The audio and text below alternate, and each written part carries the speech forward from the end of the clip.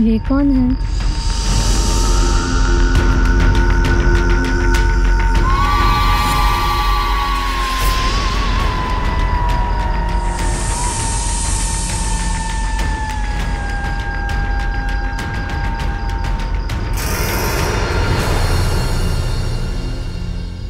आए चले पहली बार आई है गरीब खाना आज ऐसे आँख है फाड़ फाड़ के देख रही है। मेहमान है हमारे।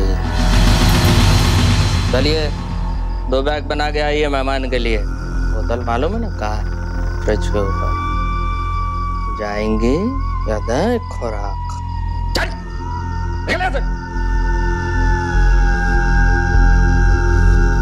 कौन है डार्लिंग? भाई फैमिली चले।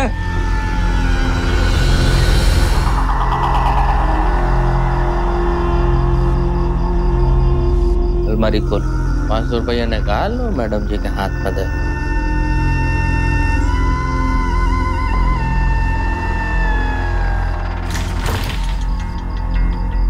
दीजिए।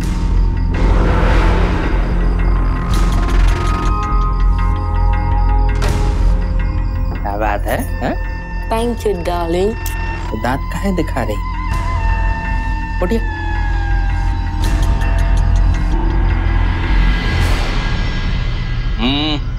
हमने परमिशन दिया आपको जाने की? फिर बैठ।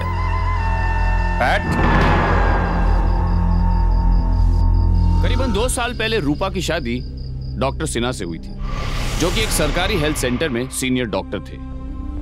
मगर क्या वजह थी कि महज 2 साल के अंदर ही इस रिश्ते में इतनी कड़वाहट आ गई? क्यों रूपा ये सब कुछ चुपचाप सह रही थी? क्या वजह थी उसका पति उसके साथ इस तरह पेश आ रहा था? क्यों संजय रूपा के आत्मसम्मान और भावनाओं का यूं मखौल उड़ा रहा था? आइए रूपा की जिंदगी को थोड़ा करीब से जानकर तलाशते हैं इन सवालों का जवाब।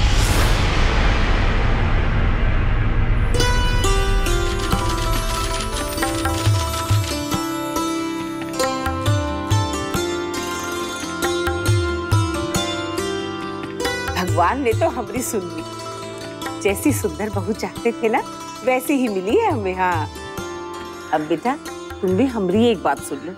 शादी के बाद हमें एक सुंदर सा पोता दे देना। हाँ करोगी ना हमारी ये इच्छा पूरी? हाँ हाँ जरूर बहन जी।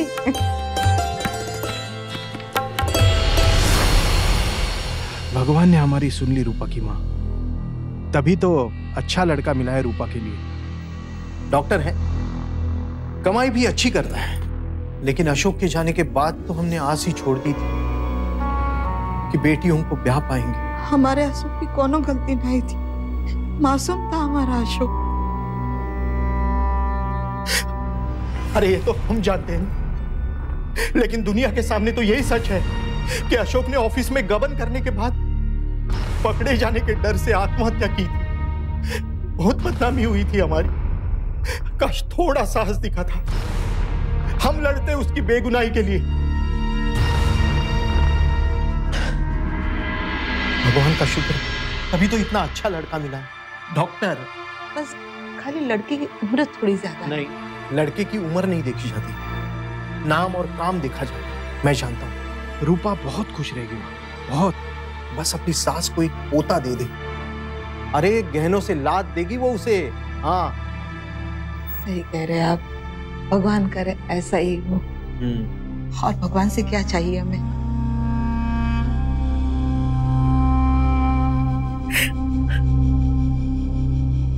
भाभी अब तक सोई नहीं आप? तुम भी कहाँ सोई हो? ऐसा होता है, जैसे जैसे शादी पास आती है नींद चली जाती है। काश आज तुम्हारे भैया जिंदा होते तो बहुत खुश होती। तुम्हारे भैया ने जो कुछ भी किया है उसके कारण माँ बाबू जी को बहुत तकलीफ हुई है, पर अब देखना तुम खुश रहोगी तो माँ बाबू जी के सारे गम मिट जाएंगे। शुरुआत में सब कुछ ठीक रहा, पति सास सबका प्यार और दुलार मिला उसे, लेकिन बहुत जल्द रूपा की जिंदगी में एक तूफान आने वाला था।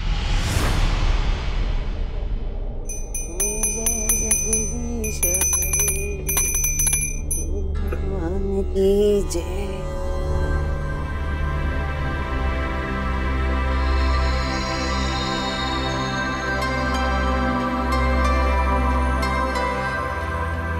ले बेटा, आरती ले।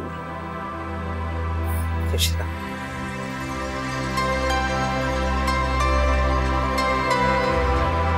खुश रहो, खुश रहो। हाँ जी, चाय रख दी है आपकी। अरे बहू, कहाँ जा रही हो? दिन भर काम काम काम। अरे करीब भी हमारे साथ भी तो बैठकर चाय पिया करो। हाँ, बहुत हो गई अकेले अकेले चाय पीना। हाँ, हमें रख के आते हैं। माँ जी, हम रख देते हैं।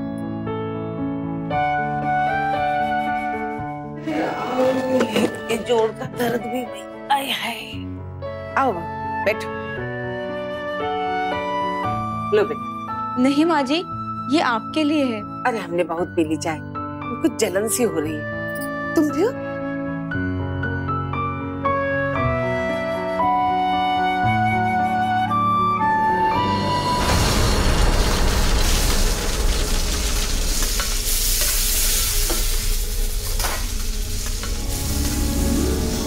क्या बात है बहू? ये क्या देख रहे हैं हम? चेहरा इतना पीला पड़ा हुआ है। उल्टी करने का मन करता है क्या? नहीं माँ जी, हम बिल्कुल ठीक है। तुम समझ रही हो ना हम क्या पूछना चाह रहे हैं? अरे पेट से होगा, दिन ठहर गए।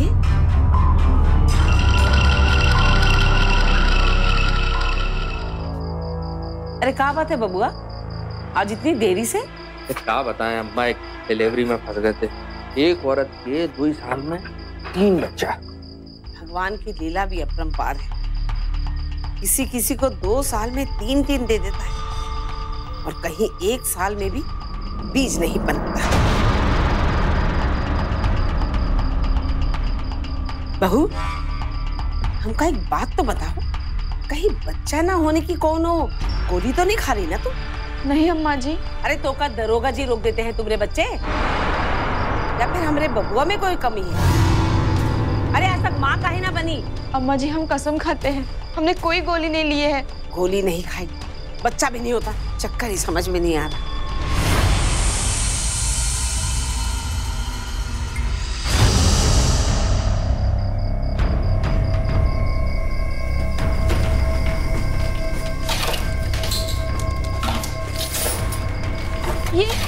ये क्या कर रहे हैं आप? माँ को बनाया तूने, मुझे बनाने की कोशिश मत करना। तिरस्कार रखी, जल्दी बोल। आप ये कैसी बातें कर रहे हैं? हम कसम खाते हमने कोई गोली नहीं ली है। इस तरह रूपा पर अत्याचार शुरू हुआ। संजय सिन्हा को किसी भी हाल में बाप बनना था और एक डॉक्टर होते हुए भी बाप न बन पाने के लिए उसने रूपा को जिम्मेदार माना। संजय सिन्हा किसी भी हाल में रूपा को प्रेग्नेंट देखना चाहता था। उसकी ये चाहत अब एक जुनून बन गई थी और इसी जुनून ने उसे इस कदर जाहिल बना दिया था कि वो लगातार रूपा को मानसिक और शारीरिक रूप से प्रताड़ित करने लगा।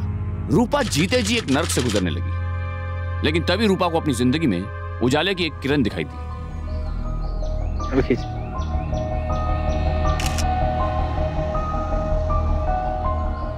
सॉरी, वो हमने देखा नहीं। फोटो खिंचा रहे हैं, बीच में आके कह रहे हैं सॉरी। ध्यान देना चाहिए ना आपको। I'm so sorry, मैं मजाक कर रहा था। डॉक्टर साहब, हाँ। आप जानती है कौन है? कौन है? ये बड़े डॉक्टर साहब की बीवी है। भाभी जी, I'm so sorry भाभी जी। Well, myself doctor Prashant ji, वो इसी अस्पताल में जूनियर डॉक्टर अपॉइंट हुए हैं। भाभी जी हम है ना, हम उठा लेते, लाइए। नहीं नहीं, कोई बात नहीं, हम ले जाएंगे।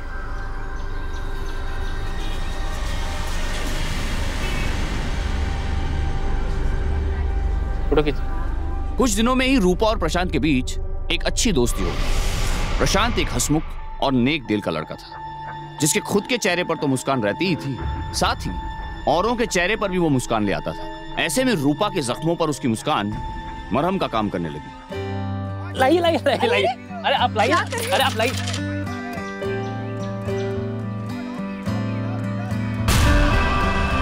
आपको मालूम है हम भारतीयों की परेशानी क्या है? फॉर्मेलिटीज में ही मारे जाते हैं। अब ये बताइए, अपनों से मदद लेने में कैसी शर्म? चलें अब।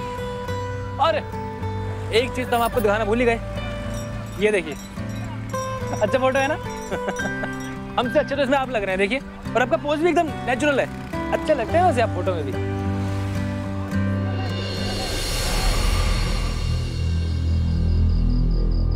बहुत पेशेंट आते हैं इधर। थक जा, पकड़। और बता, शादी बनाने की नहीं बनाया तू? नहीं, अभी तक तो नहीं बना। अच्छा मत बनाइयो, वरना तो खुद पेशेंट बन जाएगा। सही कह रहे अच्छा है। अरे मामा रिश्ता इसका देखेगा नहीं देखेगा? कहाँ गए हम, कितने बार कह लेकिन दिखे ही नहीं। अच्छा है, उनसे कहा हमारे लिए देख दे, बहुत जरूरत है जोरू का। हमारे लिए देखते हैं, आपके लिए क्या देखते? आप भी बड़े मजाक करते हैं। ये जरा ढंग का लग रहा है, इसको काट के देखते हैं।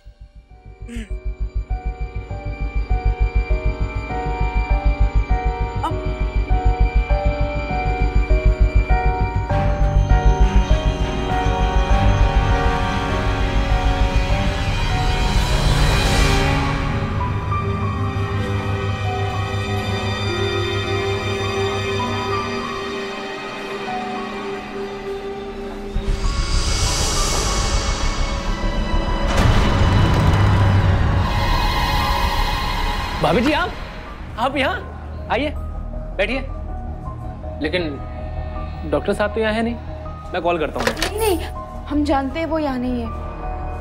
हम दरअसल आप ही से मिलने आए हैं। देखिए प्लीज डॉक्टर साहब को मत बताइएगा कि हम यहाँ आए थे।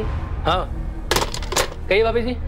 वो दरअसल हम अपना चेकअप कराना चाहते हैं एक लेडी डॉक्टर से। भाभी जी यहाँ लेडी डॉक्टर तो है नहीं, हम कर देंगे चेकअप। नहीं नहीं, हमें लेडी डॉक्टर ही चाहिए। क्या आपकी जानकारी में कोई है? नहीं भाभी जी, यहाँ पर तो नहीं है, लेकिन पास के कस्बे में एक गायनेकोलॉजिस्ट है, आप चाहे तो उनसे मिल सकती हैं। प्रशांत जी, क्या आप हमें उनके पास ले चल सकते हैं प्लीज? हाँ, क्यों नहीं। लेकिन देखिए प्लीज डॉक्टर साहब को मत बताइएगा।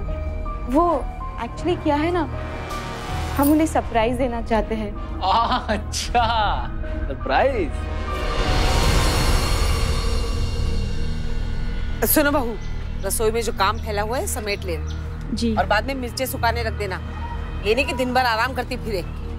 जी अम्मा जी।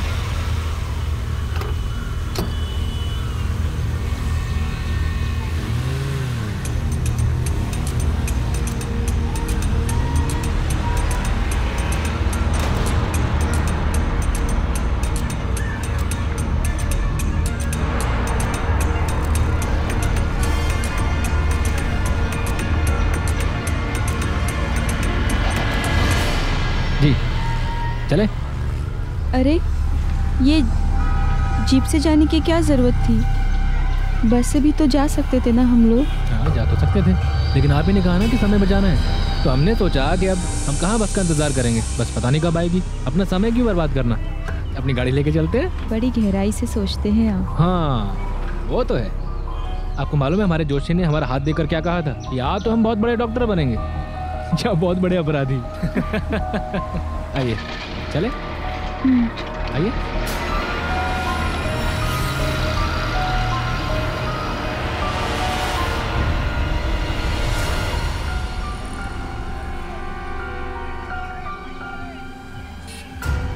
आ गई आप, ये लीजिए मूंगफली खाइए। एक फेवर हम पर और कीजिएगा, अगले हफ्ते हमें दोबारा ले आएंगे आप। अच्छा आप ये सब बातें संजय सर को बता क्यों नहीं रही हैं? वो हम आपको अगले हफ्ते ही बता पाएंगे कि हम उनसे इस बारे में क्यों छुपा रहे हैं। प्लीज। अभी आपका प्लीज, आपको मालूम है कि कोई भी खूबसूरत लड़की अगर अपनी आंखें बड़ी बड़ी करके प्लीज बोलेगी ना, तो कोई पागल ही होगा जो मना करेगा। लीजिए। चले सर। चलो जी, पकड़िए जरा ड्राइवर भैया। हाँ सर। 1 मिनट में आए बस। ओके। कैसे दे रहा भाई? 10 रुपया। ताजा देना।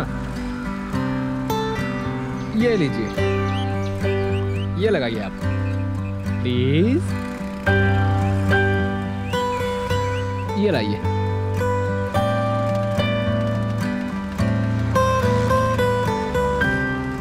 हाँ ये हुई ना बात। आपको मालूम है फूलों की जो असली खूबसूरती होती है ना, किसी लड़की के बालों पे लगने के बाद होती है। अच्छी लग रही हैं आप, आइए चलते हैं। चलो भैया।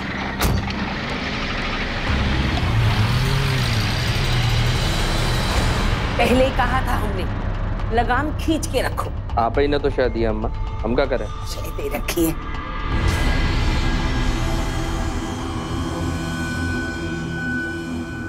रुको बहू, कहाँ गई थी? वो माँ जी, हम बस वो कोने की दुकान तक गए थे। और क्या उम्मीद की जा सकती है तुमसे? हाँ, हम बाहर गए नहीं, लगी ये उजुल भुजुल खरीदने। अरे पैसे का पेड़ में उगते हैं। अभी अब खड़ी का हो, जाके हमरे लिए चाय बनाकर लेकर आओ। चीज खरीदने गई थी। रूपा अपने पति और सास से छिपकर एक गायनोकोलॉजिस्ट के पास गई। क्यों? क्या बात थी जो वो अपने पति और सास से छिपाना चाहती थी? डॉक्टर प्रशांत की मदद से वो पहली बार तो अपने छिपे हुए मकसद में कामयाब हो गई, लेकिन अब उसके सामने समस्या ये थी कि वो फिर से अगले हफ्ते कैसे गायनोकोलॉजिस्ट के पास पहुंचे। मगर वक्त मेहरबान था, उसे जल्दी ही एक और मौका मिला। क्या बात है भाभी जी, चेहरा बड़ा खिला खिला लग रहा है आपका। Good news? अच्छा अच्छा। ए ड्राइवर भाई साहब। हाँ सर। जल्दी चलिए। आइए। एक मिनट भैया, ये वाला कचरा देना। चलिए। भाई साहब।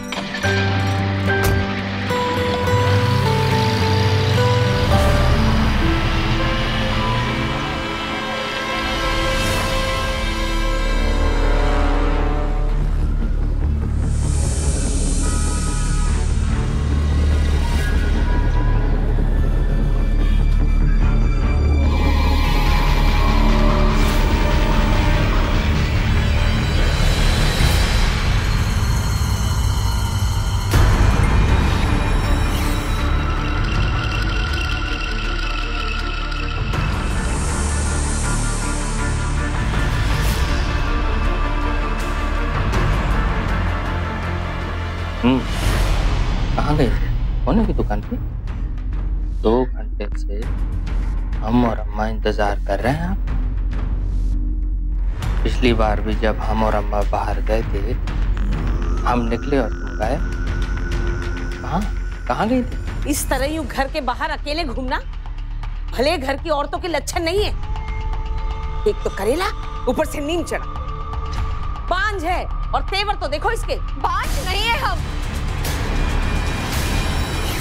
ये रिपोर्ट देखिए, कोनो कमी नहीं है हम में। माँ बन सकते हैं हम।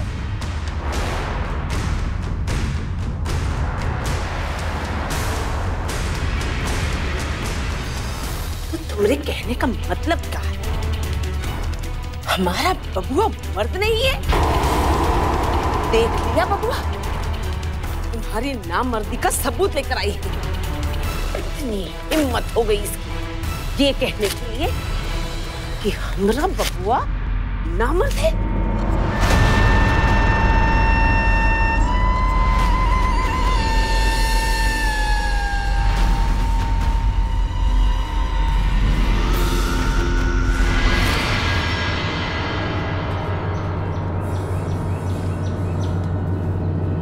जयराम जी के साहब आज बहुत देर कर दिया आपने। वैसे प्रशांत जी भी लेट आए, भाभी जी के साथ कहीं बाहर गए थे ना। 10 दिन पहले भी ऐसे ही हुआ। आप उस दिन निकल गए, उसके बाद जीप में बैठकर भाभी जी के साथ प्रशांत जी भी निकल गए।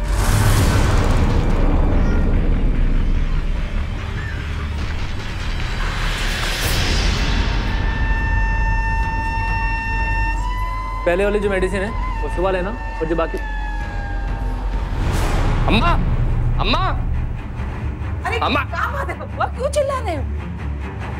दूर पर ही धूल पिलाई थी ना आप हमारे लिए। मुंह काला कराते फिर रही हमारे जूनियर के साथ। राशि तक हमारा मजाक उड़ा रहे हैं। फिक्र मत कर बबुआ, निकाल बाहर करेंगे इसे इस घर से।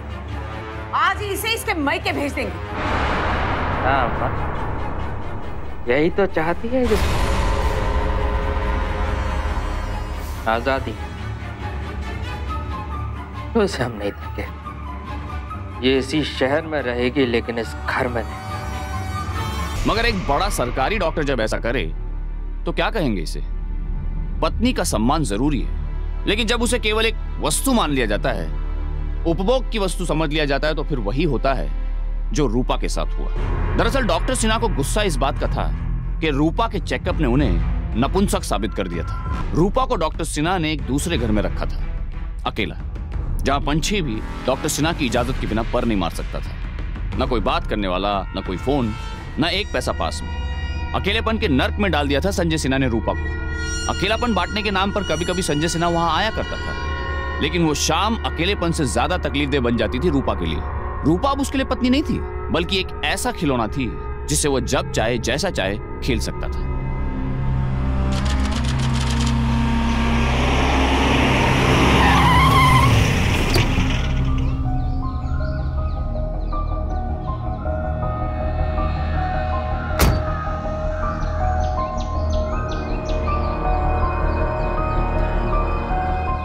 आप यहाँ क्यों आए हैं?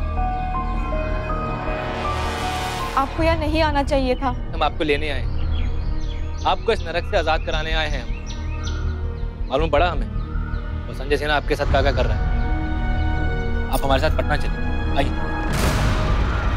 क्या कर रहे हैं आप? हम एक ब्याहता औरत हैं, इस तरह से कैसे हम किसी के साथ भाग सकते हैं? ब्याहता औरत? और क्या कर रहे हैं इस ब्याहता औरत के साथ ब्याह करने वाला वो पति? अगर ब्याह का मतलब ये होता है ना तो तोड़ दीजिए इस ब्याह को। हम आपको भगा कर नहीं लेके जा रहे हैं, आपको चलने के लिए नई जमीन दे रहे हैं। पटना में ले जाकर आपको जॉब दिलवाएंगे, एक खुशियों भरी जिंदगी देना चाह रहे हैं आपको। फैसला आपको करना है कि आपको क्या चाहिए, कि नरक वाली जिंदगी या खुशियों वाली जिंदगी।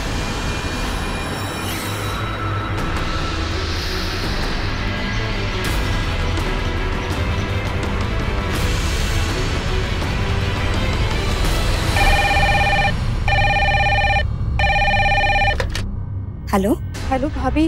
रूपा, अरे कहाँ हो तुम? कितने दिनों बाद फोन किए हो? हम तो घबरा ही गए थे। सब ठीक तो है ना? हम बिल्कुल ठीक है। आप बताइए, अम्मा बाबूजी सब ठीक? सब ठीक है अम्मा बाबूजी, सब ठीक है। पर तुम्हारी आवाज से कुछ सही नहीं लग रहा है। सच बताओ, कुछ हुआ है क्या? नहीं नहीं, सब ठीक है भाभी। वो क्या है ना, थोड़ा जुकाम हो गया है ना हमें, बस इसलिए। अच्छा भाभी, अब हम रखते हैं, हाँ? बाद में बात करेंगे। नहीं नहीं, बाद में नहीं, तुम हमको अभी बताओ। हम कुछ गलत तो नहीं कर रहे? नहीं, बिल्कुल नहीं। क्योंकि आपके साथ जो गलत हुआ है उसे अब ठीक कर, विश्वास रखिए, सब ठीक हो जाएगा। चले?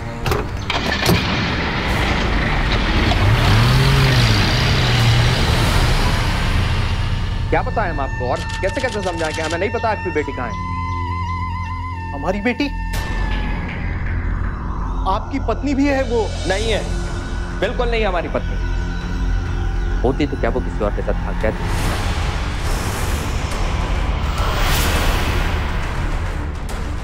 भाग गई? नहीं नहीं, हमारी बेटी ऐसा नहीं कर सकती। ऐसा ही क्या है आपकी रूपा ने? आप तो उसे हमारे गले बांध कर चैन की बंसी बजा रहे थे। वो यहाँ हमारे जूनियर के साथ मुंह काला कर रही थी। रोका हमने, मना किया, लेकिन भाग गई। बाबूजी, रूपा ऐसा नहीं कर सकती, जरूर कुछ गड़बड़ है। और अगर रूपा भाग भी गई थी तो आपने हमें फोन काहे नहीं किया, या पुलिस में रपट क्यों नहीं लिखवाई? हम आपको फोन करते और कहते कि हमें मर्दानगी नहीं बची, इसलिए आपकी प्यारी ननद अपने यार के साथ भाग गई, है ना? तो क्यों जाते हम पुलिस में? हमें नहीं है कोई जरूरत। आपकी कोई इज्जत हो या ना हो, शहर में हमारी इज्जत है। और हाँ, आपकी तो आदत है ना, भाई ने गबन किया तब पुलिस, सुसाइड किया तब पुलिस। जाइए, एक बार और जाइए पुलिस के पास। जमाई बाबू, कोई इधर जमाई नहीं है तुम्हारी, कोई रिश्ता नहीं तुम लोगों से मेरा। जाइए यहाँ से, गंदगी हो रही है यहाँ पर। जाने किस मनहूस कड़ी में तुम लोगों क्या शादी किया।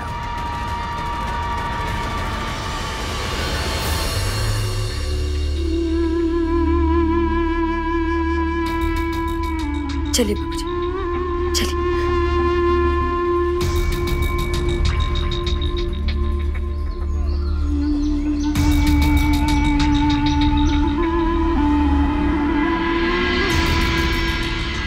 अपने आप को बाबूजी। क्या संभाला? सब कुछ बर्बाद हो गया। नहीं बाबूजी, घबराइए मत। हम जानते हैं रूपा को, कौनो गलत काम नहीं कर सकती। आप चलिए हमारे साथ, पुलिस में रपट लिखवाते हैं। नहीं बेटा, अब नहीं।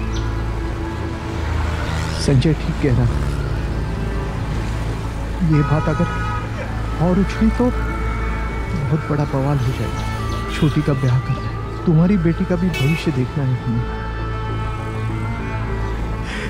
एक को ढूंढने के लिए दो को खो नहीं सकते। पर बाबूजी, जिसे पाल पोस के बड़ा किया उसे भी तो नहीं भूल सकते। अगर आज रूपा के भैया जीते होते तो वो इस मामले को ऐसे कभी नहीं जाने देते। हम भी वही करेंगे जो वो करते। हमें रूपा को खोजना ही होगा। रूपा की भाभी का साहस सराहनीय। एक पिता ने हार मान ली थी, लेकिन एक भाभी ने हार नहीं मानी। उसने हर हाल में रूपा का पता करने की ठान ली और उसकी खोज शुरू कर दी। किसी को पता नहीं था कि रूपा कहाँ है, क्या कर रही है। किसी को उसके बारे में कुछ पता नहीं था, लेकिन कोशिशें कामयाब होती और इस मामले में भी ऐसा ही हुआ। आपने देखा है इसे? चले सर। ये तो बड़े डॉक्टर साहब की बीवी है ना, आपकी बेटी है। हम लेकर गए थे इनको और छोटे डॉक्टर साहब को शहर। ऐसा 2 बार हुआ, लेकिन दूसरी बार बड़े डॉक्टर साहब को सब कुछ मालूम पड़ गया और अपनी बीवी को भेज दिया कहीं और रहने के लिए। फिर बाद में प्रशांत जी ने भाभी जी को उस मकान से आजाद करवाया। हम खुद दोनों को पटना छोड़कर आए थे। इसका मतलब जमाई बाबू झूठ नहीं बोल रहे थे। वो हमारा सिक्का खोटा निकला। भाग गई वो किसी के साथ। हमें अभी भी यकीन है कि रूपा ऐसे नहीं भाग सकती। और अगर भागी है तो उसकी कोई बहुत बड़ी वजह रही होगी। हमें उसे खोजना चाहिए। भैया, आप पटना चलेंगे? हाँ चलिए।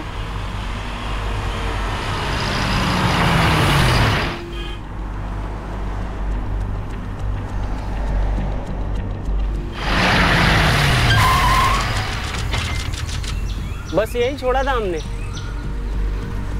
वो जो होटल दिख रहा है ना, उसी के अंदर गए थे। भीतर चलकर पता करें। चलो।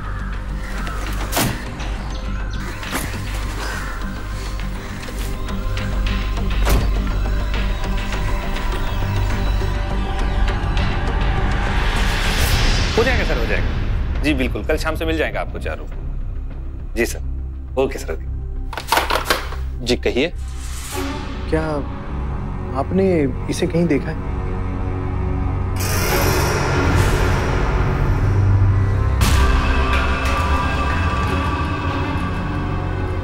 ये तो वही लड़की है ना जो घर से भागकर आई थी।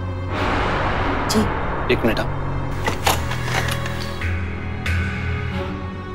Hello, police station.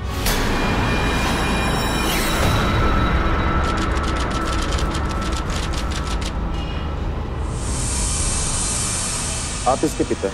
जी। जी, वो इसके पति के अनुसार ये घर से भाग गई है।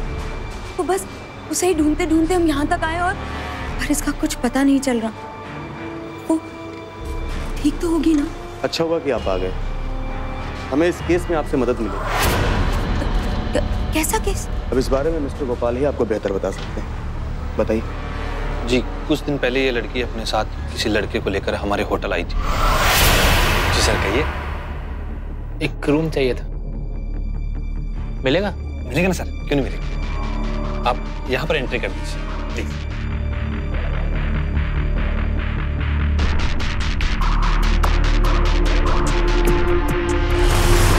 जी अब आप तो जानते ही हैं, रात में कोई काम तो होता नहीं है। तो उस रात मेरी भी आंख लग गई थी। अचानक से एक शोर हुआ और मेरी आंख खुली। कौन है रे? कौन है? कौन है? ए कौन है रे? कैसा है? अंदर आ, कैसा है? बिना पूछ। कौन है तू? अरे कौन है तू? क्या?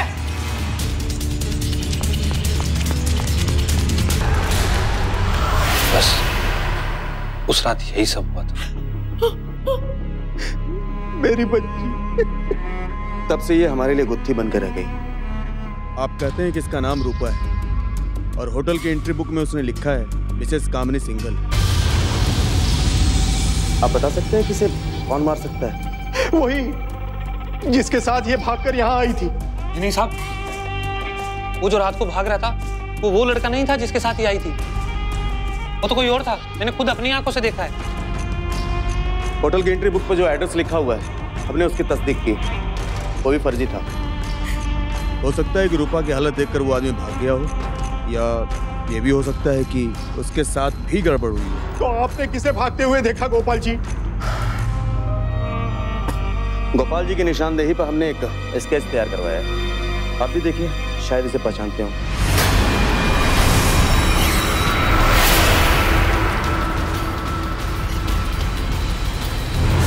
ये तो संजय है, हमारी बेटी का पति।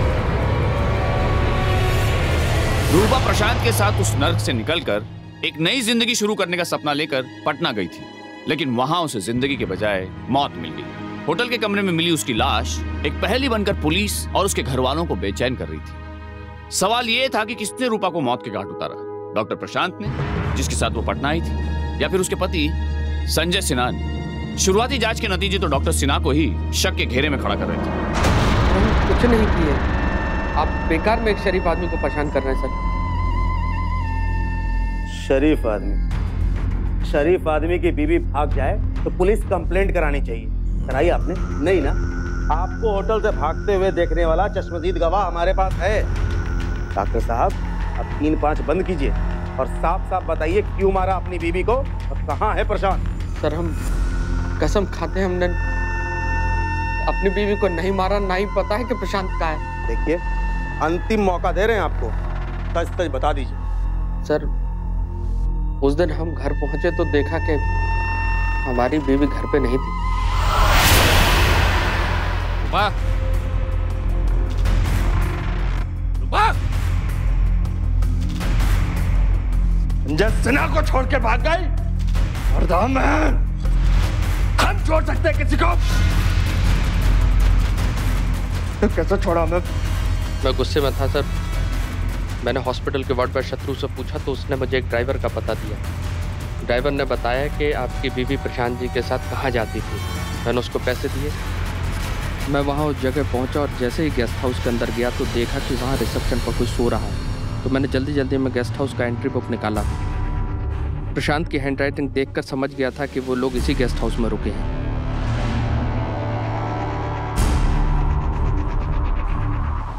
सिंघल के नाम से रुपये दिखाए।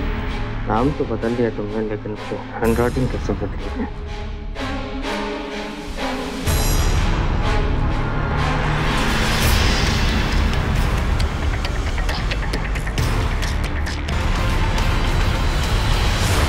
हम यकीन कीजिए, हम पर हमने नहीं मारा अपनी पत्नी को। तो आपका कहना है कि ना आपने अपनी बीवी को मारा है और ना ही आपको पता है कि प्रशांत का है? जी सर। ठीक, मुझे प्रशांत की डिटेल चाहिए। सर, वो हॉस्पिटल के रिकॉर्ड में मिल जाएंगे सर।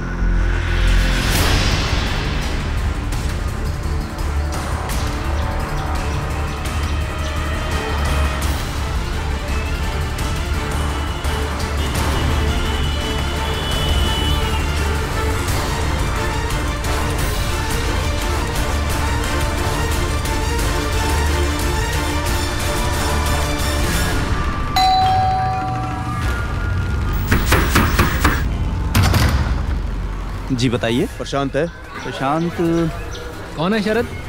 अरे अरे अरे चल चल लेके चल। क्या कर रहे? अरे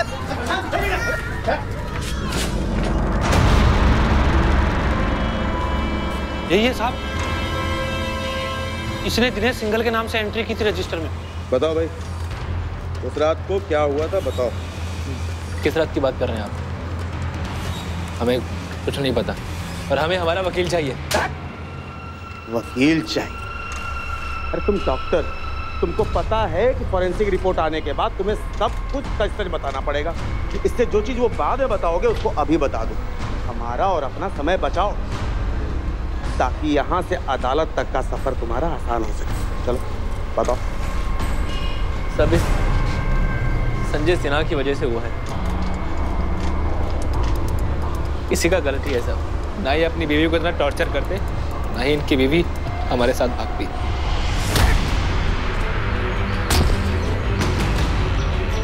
सर आप ठीक नहीं कर रहे, सरकारी अफसर हैं हम भी। बाप है हम तेरे, एक रपट लिखूंगा ना साले तेरा लाइसेंस जब्त हो जाएगा।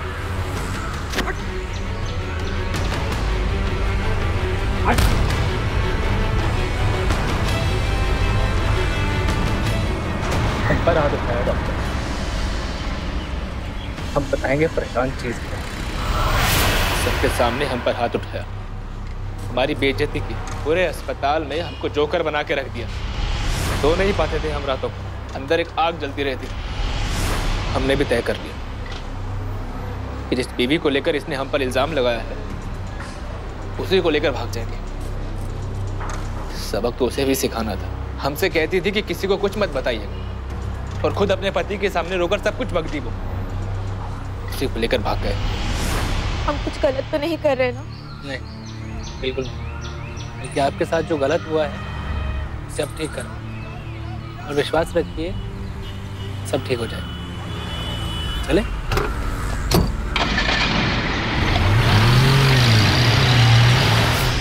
जी सर कहिए। एक रूम चाहिए था, मिलेगा? मिलेगा ना सर, क्यों नहीं मिलेगा। आप यहाँ पर एंट्री कर दीजिए। जी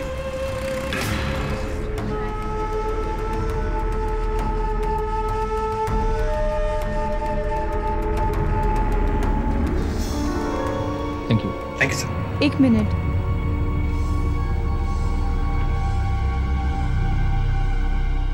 क्या है ये सब? आपने मिस्टर एंड मिसेस सिंघल के नाम से एंट्री क्यों की? हमें एक ही कमरे में नहीं रहना है। पागल हैं आप? अपने आप को देखिए, गले में मंगलसूत्र, सर पे सिंदूर। अलग अलग रहेंगे तो ये क्या सोचेंगे ये हमारे बारे में? तो शक हुआ ना, रपट लिखा देंगे पुलिस में, सड़ना पड़ेगा फिर वापस उसी नरक में। और वैसे भी हम आपको कौन सा नोच के खाने वाले हैं। आप विश्वास रखिए, आइए।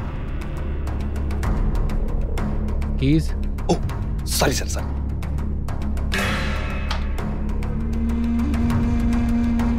चलिए सर।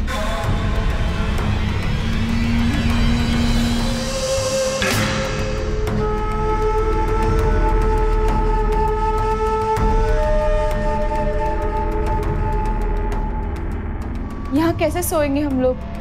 यहाँ तो कोई सोफा भी नहीं है। कमाल करती हैं आप भी। इतना बड़ा बेड है यहाँ पर, हम दोनों के लिए काफी। हमारे साथ चल जाइए। छोड़िए हमें, छोड़िए हमें।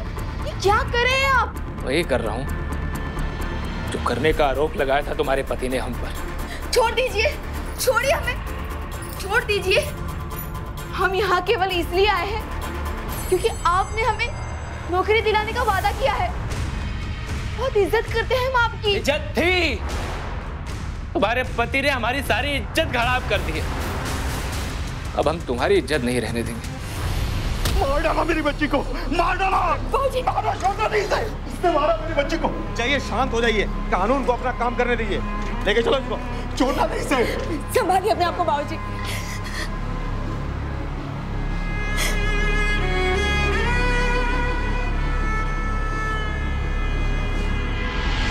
प्रशांत ने अपना जुर्म कबूल किया और उस पर इंडियन पेनल कोड की दफा 302 का केस लगा।